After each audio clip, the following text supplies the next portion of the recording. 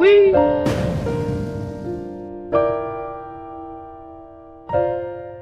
Aduh, dingin banget. Kalau sudah kayak gini, kadang kita jadi iri dengan kawan kita yang berbulu.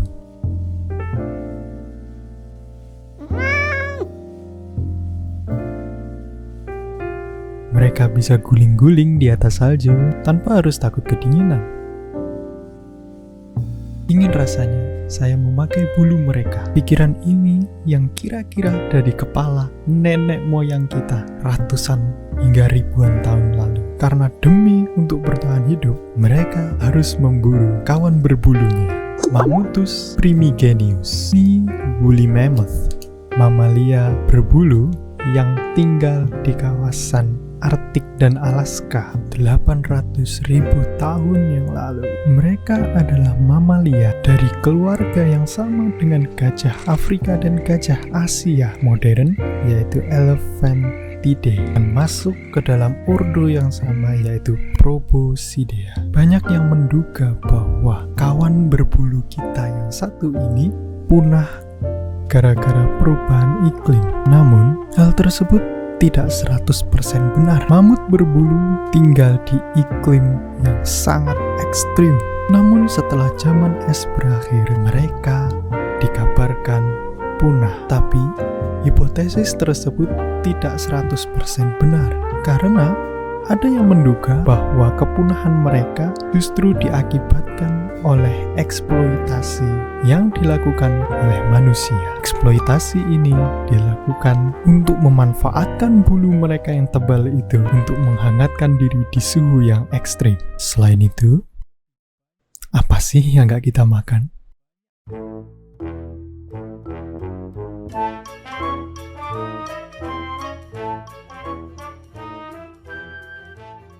Dan mungkin cucu-cucu mereka bisa jadi akan mengulang sejarah seperti nenek moyangnya yang punah di tangan manusia. Menurut angka yang dirilis oleh WWF, tersisa hanya 455.000 ekor gajah di alam liar. Mayoritas merupakan gajah Afrika yang tinggal di Afrika Tengah dan Afrika Timur dengan populasi 415.000 ekor gajah. Sedangkan populasi gajah Asia hanya 40.000 hingga 50.000 ekor saja di alam.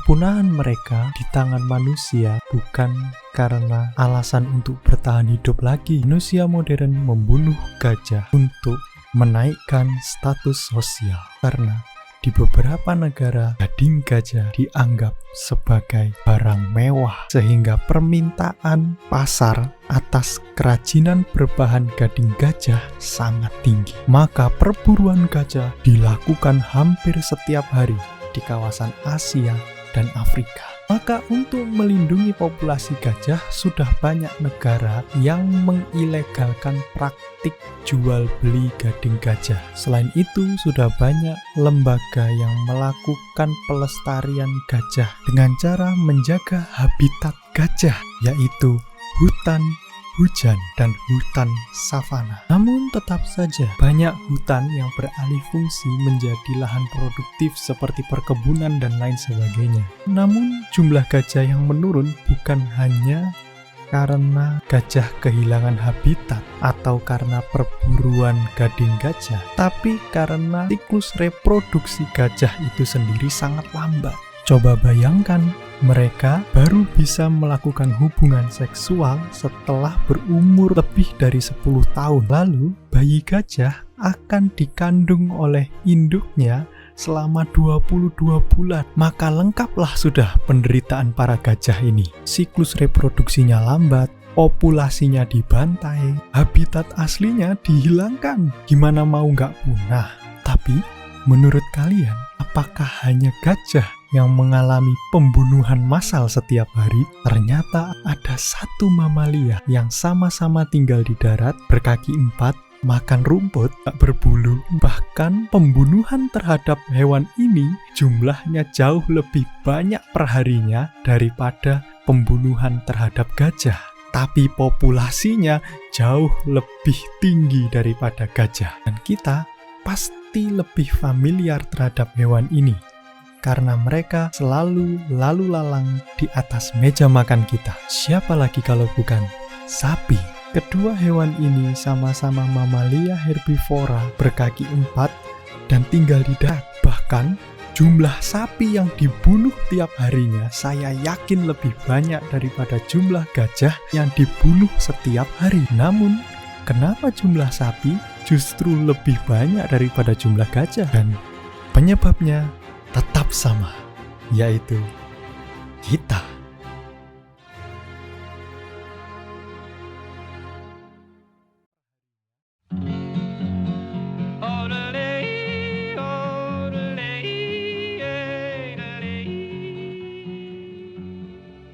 Di Jepang, hiduplah seorang peternak sapi Wagyu bernama Nobita. Nobita merawat sapi-sapinya dengan penuh kasih sayang.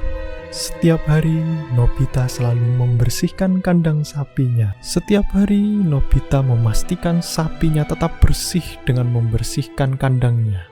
Ia selalu memberi makan sapinya dengan makanan yang khusus, bahkan mungkin lebih mahal daripada makanan Nobita. Nobita bahkan memasang penghangat udara supaya sapinya tidak kedinginan pada saat musim dingin. Nobita bahkan memijat sapinya setiap hari dan memandikannya hampir setiap pagi. Bahkan Nobita selalu berjaga setiap malam di kandang sapi untuk menjaga sapi-sapinya agar tidak dicuri oleh maling. Karena dulu pernah sapinya dicuri sebanyak 2 ekor dalam waktu 1 malam. Namun, sang pencuri tertangkap dan pencuri tersebut dijebloskan ke penjara. Sehingga jangankan untuk menyakiti ataupun membunuh sapi milik Nobita, untuk mencurinya saja tidak ada satu orang pun yang berani. Hal tersebut membuat sapi-sapi ini menjadi gemuk dan bahagia. Sehingga tidak heran kalau sapi-sapi Nobita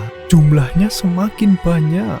Tapi, apakah usaha Nobita untuk mencintai sapi-sapinya karena dia tulus mencintai sapinya? Tentu tidak. Nobita mencintai sapi-sapinya karena sapi-sapi tersebut akan dibeli dengan harga yang sangat mahal di pelelangan sapi. Sehingga Nobita merawat, melindungi, dan menyayangi sapi-sapinya bukan karena Nobita tulus mencintai sapi-sapi itu, tapi karena Nobita mencintai para pembeli yang merelakan uang ribuan dolar untuk membeli sapi-sapi Nobita. Dan inilah sebab kenapa jumlah sapi lebih banyak daripada jumlah gajah. Walaupun kita membunuh sapi lebih sering daripada membunuh gajah. Bukan karena kita mencintai sapi lebih besar daripada mencintai gajah, namun karena sapi lebih bermanfaat daripada gajah.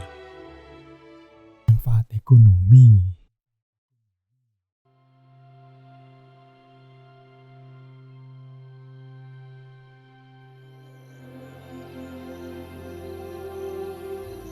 Maka, untuk melindungi populasi gajah, mungkin kita harus mulai berpikir untuk membuat peternakan gajah internasional. Coba kita bandingkan dengan gajah yang ada di alam liar. Ketika ada beberapa suku atau beberapa orang mencoba untuk membunuh seekor gajah atau kawanan gajah, apa yang dilakukan oleh negara? Mereka membiarkannya. Mereka cenderung akan membiarkan hal tersebut karena mereka tidak merasa memiliki gajah-gajah itu. Hal berbeda terjadi pada sapi-sapi, dilindungi oleh pemiliknya karena pemiliknya merasa memiliki sapi-sapi tersebut.